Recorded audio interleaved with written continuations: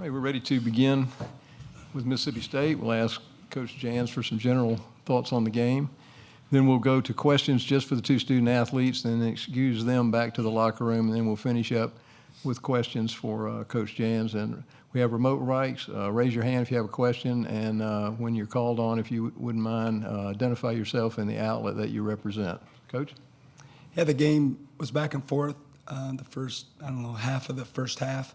Then we found some footing and obviously had some guys make some shots, especially to my left, and had a great margin at halftime. And anytime you're in that situation, I can't imagine any coach in America not having a similar, speech to their guys about, the first 5 minutes is going to be crucial.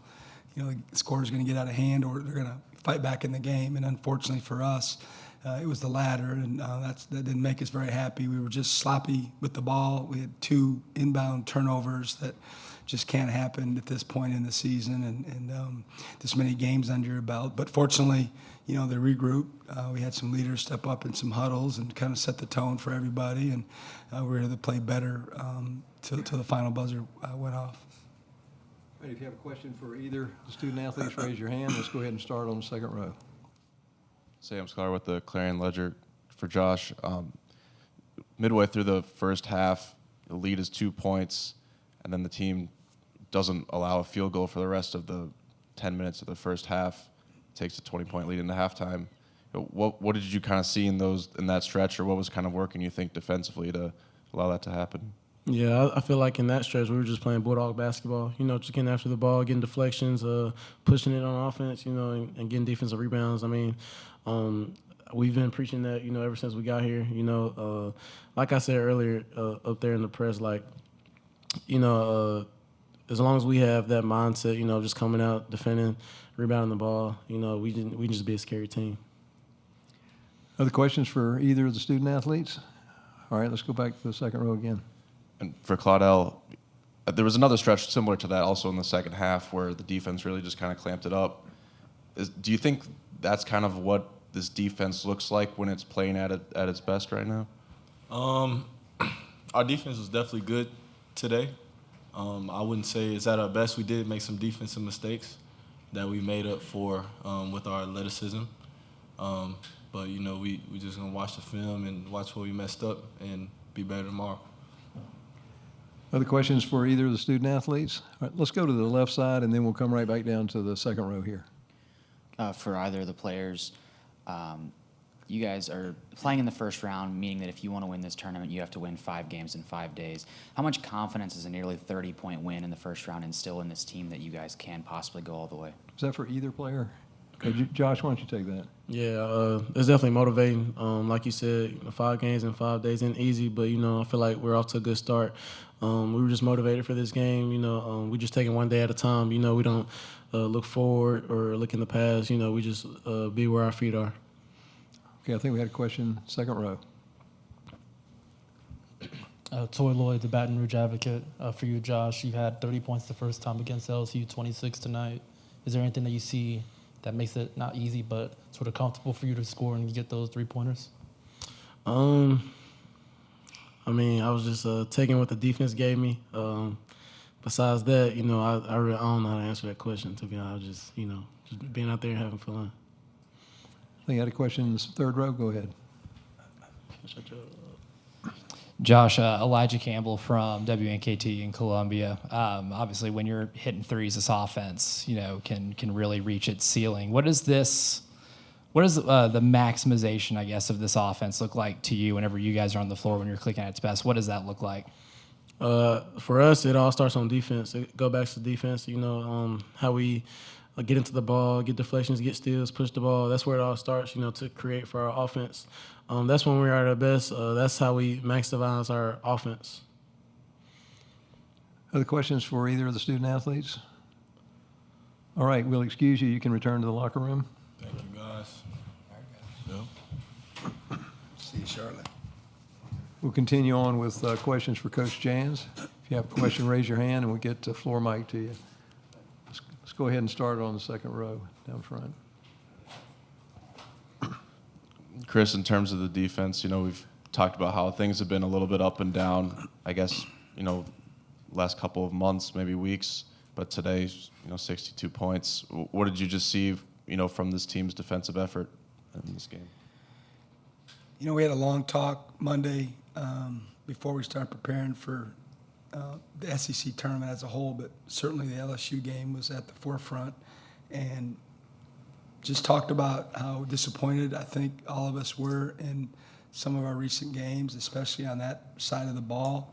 Our last game against Arkansas, we scored 92 points and lost, and that's not something that we've done a lot since we've arrived. So really just tried to reset and get everyone to buy in and believe, because my sell to them was we've had great games, great stretches where we played, at a high level on the defensive end, but for whatever reason, we couldn't sustain it long enough and just have that be, our backbone. And so that was the mantra, is that we were going to go back to the basics, and we did a lot of defensive stuff, even, some drills that we hadn't done for months, to try to get everybody just mentally focused and understanding that if we're going to win games down here, it's got to start on that end of the floor. And, the first half was really, really good. The second half was just okay, but giving up 24. And after we settled in, I thought the first 5-10 minutes, we were just okay. But the last 10 minutes, it was some of our best defense we played all year long.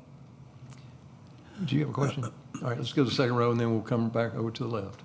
Coach, I think Cam had 4 steals in this game, 3 in that first half. I mean, even when he's not scoring, he's impacting the game in a plethora of ways. Like, as a coach watching him play, what does he do for you guys, especially on the defensive end, to kind of get you back to the defensive identity I know you guys want to have? Yeah, he's our engine that way. Everyone that's really watched us play knows that, he's a big steal guy. He creates steals for others too by getting a lot of deflections, and he's our motor. And his energy level lifts everybody up. We're just not as good or confident, to be honest with you, on either end of the floor when he's not out there.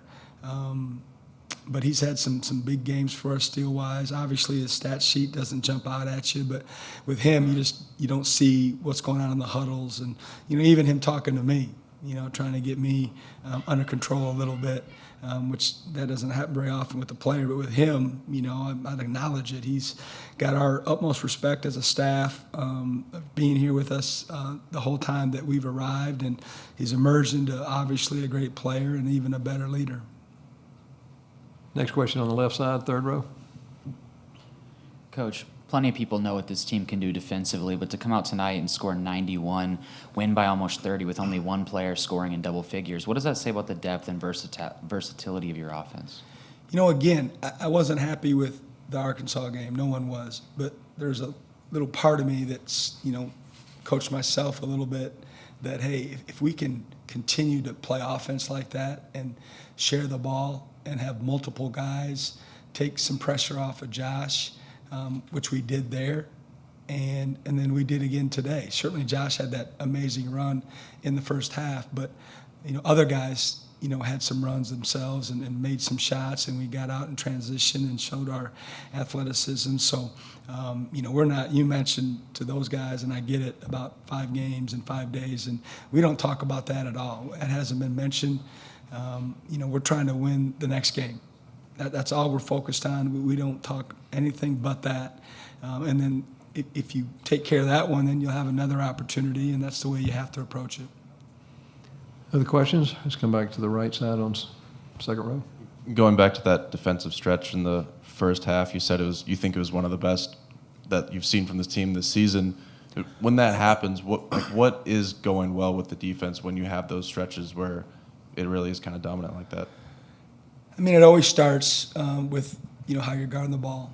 Usually most mistakes that lead to wide open looks or even good looks for the offense, more often than not, it goes back to a mistake that happened on the ball, either just out of position, your foot angles aren't right, you weren't into the ball, you weren't dictating, you were letting them, kind of basically dictate how this catch was going to go. And that's a big thing for us, is to be on the ball and have the right disposition and be the attacker, if you will, on defense. And I felt like we had a stretch there where we were kind of running the show on the defense. We were telling them, this is the way it's going to be on this possession. And hopefully, our guys will feel good about that and have some confidence to continue to do it. Questions for Coach? All right, let's go to the right side, third row. Joe Rexer with The Athletic. Chris, what's it been like to go through this version of the SEC this season? It's been awesome. Like, I'm on record saying it all fall. Like, it's awesome for all of us, for the obvious reasons, right? The exposure, the attention that the league is receiving, love being a part of it. When you're in December and you're looking at the metrics, you're like, wow, we're going to have so many opportunities. Not that we haven't the first 2 years, but it's obviously supersized this year with the quad games that everybody had and the opportunities that everybody had. And certainly there were nights when it wasn't so awesome, when you didn't play well and you got beat by some amazing programs and teams that we have this year. But hopefully it's going to help everybody, once we get into postseason play because of the quality of competition that, you play every single night. Okay, we're going to take one more question. Let's go to the left side, front row.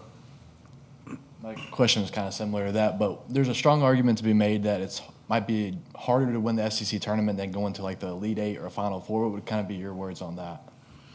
Yeah, that's a great question.